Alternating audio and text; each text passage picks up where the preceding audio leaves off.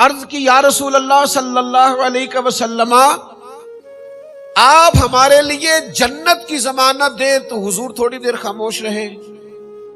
فرمایا ایک ضمانت تم مجھے دے دو اور میں تمہیں جنت کی ضمانت دے دیتا ہوں. یا رسول اللہ صلی اللہ تعالی علیہ وسلم بسم اللہ. آپ فرمائے ہم دیتے ہیں ضمانت.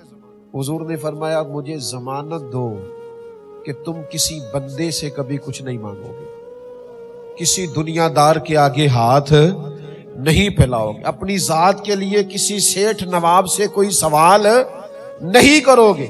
تم مجھے ضمانت دو اس بات کی اور میں تمہیں جنت کی ضمانت دیتا ہوں. ہو گئی ضمانتیں, ادھر سے بھی ضمانت ہو گئی, ادھر سے بھی ضمانت ہو گئی. حدیث ابو داؤد شریف میں مجھے بڑا مزہ دیتی ہے, میں بڑی اس سے ٹھنڈک محسوس کرتا ہوں. اس کے جو پہلے لفظ ہیں وہی بڑے خوبصورت اور شاندار ہیں. حضرت عمر فاروق رضی اللہ تعالیٰ عنہ حدیث کے راوی ہیں. اللہ تو انہوں جزا دے, راوی دیکھو کڈا شاندار ہے. حضرت فاروق اعظم رضی اللہ تعالیٰ عنہ فرماتے ہیں نبی کریم علیہ السلام نے فرمایا قیامت کے دن کچھ لوگوں کو اللہ تعالیٰ نور کے منبر عطا کرے گا اور ان کے نورانی چہرے چمکیں گے. اگلے لفظ ایسے ہیں کہ وجد آتا ہے. حضور فرماتے ہیں وہ نہ نبی ہوں گے نہ شہید ہوں گے, لیکن نبی اور شہید ان کا مرتبہ دے کے رشک کریں گے. انبیاء اور شہداء ناز کریں گے, کہیں گے واہ کیا شان ہے, کیا مرتبہ ہے, کیا منصب ہے. تو پھر انبیاء اور شہداء اللہ کی بارگاہ میں عرض کریں گے مالک یہ کون ہے جن کا اتنا مقام ہے. تو رب کریم فرمائے گا یہ وہ لوگ ہیں جو فقط میری رضا کے لیے ایک دوسرے سے محبت کیا کرتے. اور وہاں حضور نے یہ آیت بھی تلاوت کی الا ان اولیاء اللہ لا خوف علیہم ولا هم یحزنون. فرمایا بے شک اللہ کے ولیوں کو نہ کوئی خوف ہوگا نہ غمگین ہوں گے. اور حضور فرمانے لگے اس دن ہر بندہ غم میں ہوگا, یہ غم میں نہیں ہوں گے. آپ یقین کریں میں بڑا آسان نسخہ آپ کو دے رہا ہوں, کرنا کچھ بھی نہیں, صرف اللہ کی رضا کے لیے پیار کرنا ہے. یہ محض رضا الہی کے پیار کا نتیجہ دیکھو. حضور فرماتے ہیں سارے خوف میں ہوں گے, یہ خوف میں نہیں ہوں گے. سارے غمگین ہوں گے, یہ غمگین نہیں ہوں گے. یا رسول اللہ کیا کیا ہے؟ فرمایا کیا بس اتنا ہے جس سے محبت کی ہے اللہ کی رضا کے لیے کی ہے. لیکن یہ ہم کرتے نہیں. اچھا کچھ لوگوں سے ہماری ایسی بھی محبت ہے اللہ کی رضا کے لیے, ہم ان سے ملے نہیں کبھی,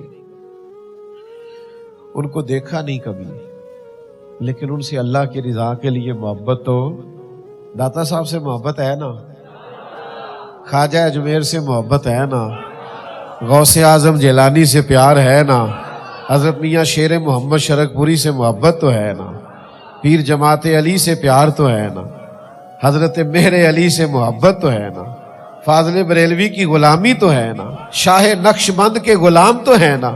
ہمیں محبت ہے نا, اولیاء سے صوفیاء سے پیار تو ہے. دنیاوی تعلقات نہ لگائیں, لوگوں سے لالچ کے رشتے نہ بنائیں, محض اس لیے تعلق نہ بنائیں کہ میرا فلاں فلاں جگہ پہ کام آ جائے. محض اللہ کی رضا کے لیے پیار کریں. اور 3 لفظ مسند امام احمد بن حنبل کی حدیث میں ہیں, وہ بڑے لطیف ہیں, بڑے وقی ہیں, بڑے سمجھنے والے ہیں اور بڑے گہرائی والے ہیں. دنیا میں کون مومن ہے جو نہیں چاہتا کہ اس کا رب اس سے پیار کرے, اور پھر جس سے رب پیار کرے نا اس سے اور کوئی نہ بھی نہ کرے تو اللہ رسول کا پیار ہی اس کے لیے کافی ہو جائے گا. تو معاذ بن جبل رضی اللہ تعالیٰ عنہ صحابی فرماتے ہیں کہ نبی کریم علیہ السلام نے فرمایا رب فرماتا ہے میری محبت ان لوگوں پر واجب ہو گئی جو میری رضا کے لیے ایک دوسرے سے پیار کرتے ہیں, میری رضا کے لیے ایک دوسرے سے ملاقات کرتے ہیں, میری رضا کے لیے ایک دوسرے کی زیارت کرتے ہیں, اور میری رضا کے لیے ایک دوسرے پر خرچ کرتے ہیں. ان پر اللہ کی محبت واجب ہو گئی. بدقسمتی سے نا ہمارے ہاں تعلقات تجارت ہے, لوگ تعلق بناتے ہیں, کہتے ہیں اتنا میں اس کو تحفہ دوں گا, پھر اتنا تحفہ وہ مجھے دے گا، میں اتنا اس کے کام آؤں گا پھر وہ میرے اتنا کام آئے گا۔ تعلق کو آپ نے بازار بنا دیا، تجارتیں بازار میں ہوتی ہیں، یہ تو اللہ کی رضا کے لیے ہونا چاہیے۔ آپ کہاں اس کو محبت کو کہاں لا کے آپ نے کھڑا کر دیا؟ آپ یہ نہ کریں، اس سے کوفت پیدا ہوگی، آپ خود بھی محسوس کریں گے کہ یار میں نے تو اتنی انویسٹمنٹ کی تھی، جواب ہی کوئی نہیں آیا، میں تو اتنے تحفے لے گیا تھا اور سامنے والے نے جواب میں کچھ بھی نہیں دیا، تو آپ خود بھی پریشان ہوں گے۔ تعلق اللہ کی رضا کے لیے رہنے دیں۔ ہاں، تحفہ لینے دینے سے محبت بڑھتی ہے، میں اس کا قائل ہوں، لیکن تحفہ لینا دینا چاہیے، تحفوں کی تجارتیں نہیں کرنی چاہیے۔ ایک شاعر نے کہا تھا میری خودداریاں تھکنے لگی ہیں، اب میں بھی تحفے پا کے خوش ہونے لگا، اب تھک گئی ہیں میری خودداریاں، اب مجھے بھی کوئی تحفہ ملے تو میرا دل جھکتا ہے اس آدمی کی طرف۔ تو تعلقات کو زندگی میں تجارت نہیں بنانا۔ پھر ایک اور بڑا مسئلہ ہے، مومن کی پتہ شان کیا ہے؟ مومن کی شان یہ ہے کہ وہ نفع دیتا ہے۔ مومن اس درخت کی طرح ہوتا ہے کہ جس کی جڑیں زمین میں بڑی گہری ہوتی ہیں اور اس کی شاخیں آسمان کی طرف بڑی اونچی ہوتی ہیں، پھل بڑا میٹھا ہوتا ہے، چھاؤں بڑی گہری ہوتی ہے۔ مومن ہمیشہ نفع دیتا ہے۔ مومن کا یہ کبھی مزاج نہیں ہوتا کہ میں فلاں کو استعمال کروں، معاذ اللہ میں اس سے نفع پاؤں، میں اس سے فلاں چیز حاصل کروں، کہ اس کی طبیعت نہیں ہوتی۔ خیر الناس من ینفع الناس، نبی کریم علیہ السلام نے فرمایا میرے مومنوں میں سب سے زیادہ بہتر وہ ہے جو لوگوں کے حق میں بہتر ہے، جس سے لوگ نفع اٹھائیں۔ وہ یہ نہ کرے کہ لوگوں کو کتنا استعمال کر سکتا ہے، بلکہ مومن کی شان یہ ہے کہ وہ نفع دینا شروع کرتا ہے۔ آج نا ہمارے ہاں حقوق پر کانفرنسیں ہوتی ہیں، جلسے ہوتے ہیں، کتابیں لکھی جاتی ہیں، اور ساری اس لیے لکھی جاتی ہے کہ ہمیں حق دو۔ میں اکثر دوستوں سے کہا کرتا ہوں یہ حق دو، حق مانگو، یہ مہم ختم کر کے اگر ہم سارے حق ادا کرنے شروع کر دینا بات بڑی آگے چلی جائے گی۔ میرے قبلہ عالم میرے اسا فرمایا کرتے تھے کچھ لوگ کہتے ہیں یہ بچے ہیں، یہ پل جائیں گے، بڑے ہو جائیں گے، کل کو میرا سہارا بنیں گے۔ فرماتے نا بھائی توبہ توبہ، ہم ان کا سہارا نہیں مانگتے، ہم تو اللہ رسول کا سہارا مانگتے ہیں۔ فرماتے تھے ہم تو ان سے بھی نفع نہیں چاہتے، ہماری تو ڈیوٹی لگی ہے کہ یہ اولاد ہے، اس کی اچھی خدمت کرنی، اچھی پرورش کرنی، تعلیم و تربیت کرنی، ہم وہ کریں گے۔ لیکن یہاں بھی ہماری وہ سوچ نہیں ہے، ہاں یہ خدمت کریں گے تو انہیں نفع ملے گا، یہ خدمت کریں گے تو دعا ملے گی، یہ خدمت کریں گے تو اجر پائیں گے۔ لیکن ہم یہ بھی لالچ نہیں رکھتے، ہم نے جو اجر بھی لینا ہے رب کریم سے ہی لینا ہے۔ تو نفع لے لینا، میں نے فلانے سے فائدہ اٹھا لیا، یہ بات درست نہیں ہے۔ دوسری بات یہ ہے کہ اپنے پیاروں کو تکلیفوں میں نہیں ڈالا جاتا۔ جن سے محبت ہوتی ہے انہیں بندہ آزمائشوں میں ڈالتا ہے، انہیں بندہ لا کے تو اس جگہ کھڑا کرتا ہے جہاں آگ ہو اور ان کو گرمائش پہنچے، ان کو لا کے وہاں کھڑا کیا جاتا ہے جہاں وہ تکلیف میں آ جائیں۔ میرے عزیز، اگر آپ کا واقعی کسی سے مخلصانہ تعلق ہے تو پھر کبھی اس سے کوئی ایسا مطالبہ نہ کریں کہ وہ بیچارہ آزمائش میں آ جائے۔ پیاروں کو تکلیفیں نہیں دیا کرتے، امتحان میں تو نہ ڈالیں، تکلیف تو نہ دیں۔ اور بعد کا تو بندہ اتنا پیارا ہوتا ہے اور اس کے ساتھ دل اتنا زیادہ لگا ہوا ہوتا ہے۔ میں آپ کو آج اپنا درد بیان کر رہا ہوں کہ پورا اس کا وجود دیکھ کے سوچ میں پڑ جاتے ہیں کہ یار تجھے انکار بھی نہیں کر سکتے، پر تو نے کہاں لا کے کھڑا کر دیا؟ تو نے مطلب یہ تجھ سے امید بے تحاشا تھی، تو نے یہ کیا کیا؟ تجھے یوں نہیں کرنا چاہیے۔ تو کبھی بھی اپنوں کو یار دیکھو نا، بلا مثال و بلا تشبیہ، صرف سمجھانے کے لیے عرض کرتا ہوں۔ سیرت بعض اوقات بات کریں تو بات سمجھ میں آتی ہے۔ مسجد کی صفائی کرنے والی ایک خاتون کا وصال ہو گیا، حضور علیہ السلام اس پر بڑی شفقت فرمایا کرتے تھے، وہ بوڑھی وصال کر گئی۔ صحابہ فرماتے ہیں ہم نے رات کو اسے دفن کر دیا، صبح آ کے اللہ کے محبوب نے اظہار فرمایا تم نے بتایا کیوں نہیں؟ تو ہم نے عرض کی حضور ہم نے آپ کو تکلیف دینا مناسب نہیں سمجھا۔ کیا کرنا تھا بھلا حضور نے؟ جنازہ پڑھانا تھا، 4 تکبیریں پڑھنا تھا، لیکن یا رسول اللہ صلی اللہ علیہ وسلم ہم نے آپ کو تکلیف دینا پسند نہیں کیا. یہ ہے عنوان محبت کہ آپ کا کسی سے پیار ہے، پھر آپ نے اس کو سولی پہ لٹکا دیا. آپ کی اس سے محبت ہے اور آپ نے اس کو اتنی سخت جگہ پہ لا کے کھڑا کر دیا ہے جہاں وہ بیچارہ کچھ کہہ ہی نہ سکے. یہ انداز ہمارے ہاں یہ دیہاتی ماحول میں بعض اوقات اس طرح بھی ہوتا ہے. وہ جی میری بہن رشتہ لینے آ گئی ہے، اب وہ بہنوئی آ گیا ہے، ٹھیک ہے بچہ تھوڑا نکما بھی ہے تو قربانی دیں گے آپ بیٹی کی. اور پھر اس بہن کو اللہ سمجھائے کہ بھائی آپ سے پیار کرتا ہے، محبت کرتا ہے، اور آپ نے اسے اس آزمائش میں ڈال دیا ہے کہ وہ آپ کے نکمے بیٹے کو اپنی لائق بیٹی کا رشتہ دے دے. آپ اس قدر امتحان میں کیوں ڈالتے ہیں کسی؟ یہ انداز کبھی زندگی میں اختیار نہ کریں. آپ جس سے پیار کریں پھر اس کے جذبات کا احترام کریں، پھر آپ اس کی قد کاٹ کا احترام کریں. کوئی ایسا رویہ اختیار نہ کرے جس سے آپ جس سے محبت کرتے ہیں اسے تکلیف آئے. لیکن وہ ہمارا انداز بڑا انوکھا ہو گیا ہے.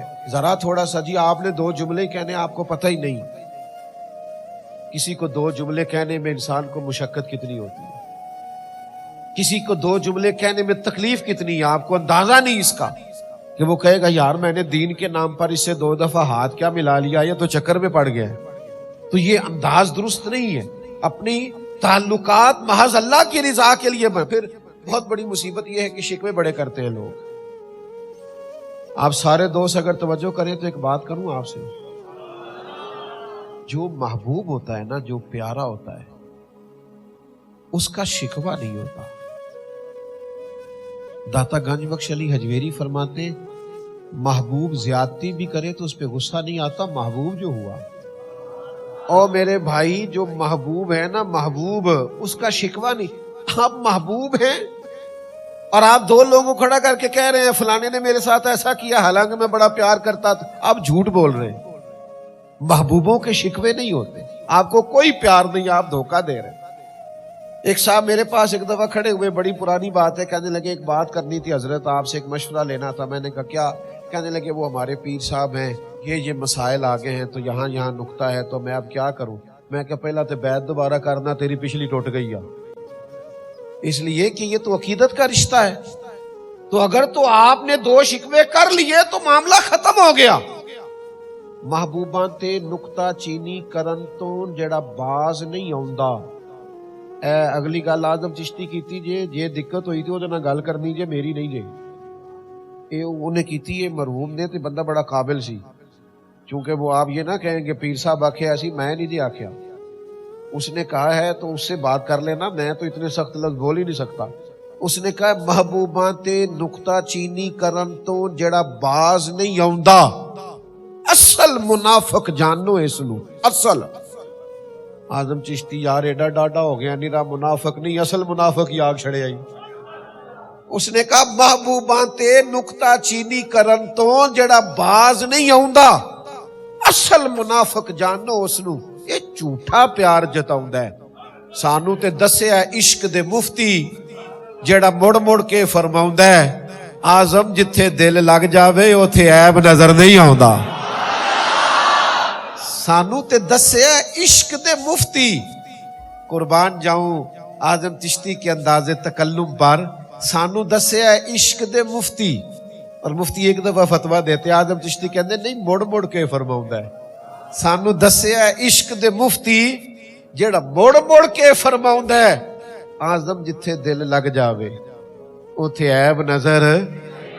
یار دا کدے بھی گلا نہ کریے، پاواں سہک دے ہی مر جائیے. سجنا یہاں تے لائیے ہی نہ، جے لائیے تے پھر توڑ. یہ پچھلا جملہ یاد کیا آپ نے؟ یار دا کدے بھی گلا نہ کریے، پاواں سہک دے ہی. یار دا کدے بھی گلا نہ کریے، پاواں سہک دے ہی مر جائیے. سجنا یہاں تے لائیے ہی نہ، جے لائیے پھر توڑ. تو شکوہ کرنا، گلا. اچھا شادی دیکھ لیں آپ، 300 رشتہ دار شادی میں آیا ہوگا تو محبت ہے تو آیا ہے نا. کوئی بھانجے کی شادی پہ آیا ہے، کوئی بھتیجے کی، کوئی کسی کی، کوئی کسی کی. ان میں 3-4 ہوں گے شکموں والے، وہ اپنا گروپ علیحدہ لے کے بیٹھے ہوں گے. وہ ایک منصوبہ بنا رہے ہوں گے کہ شادی خراب کیسے کرنی ہے. تو یہ شکوے جتنے بھی ہیں نا یہ نفرتیں پیدا کرتے ہیں. اس لیے اسلام نے کہا غیبت کرنے والا جنت میں. نہیں جائے گا۔ تو گلے شکوے شکایتیں یہ تعلقات کو خراب کرتی ہیں۔ آپ محبت کریں، آپ پیار کریں۔ میرے تاج الشریعہ، میرے قبلہ عالم، میرا خزانہ، میری کل کائنات۔ میرے حضرت صاحب سے میں نے ایک دفعہ کہا حضور بڑھاپا ہے، کمزوری ہے، صحت بعض اوقات اجازت نہیں دیتی، کئیوں سے اٹھ کے ملتے ہو اور کئیوں کو ایک ہاتھ سے بھی ملاقات کر لیتے ہو، وجہ کیا ہے؟ کہنے لگے کچھ پروٹوکول کے قائل ہوتے ہیں، اٹھ کے نہ ملیں تو دوبارہ آتے نہیں، اور کچھ ایسے ہیں ملو نہ ملیں اپنے ہیں، انہوں نے جانا کہیں بھی نہیں۔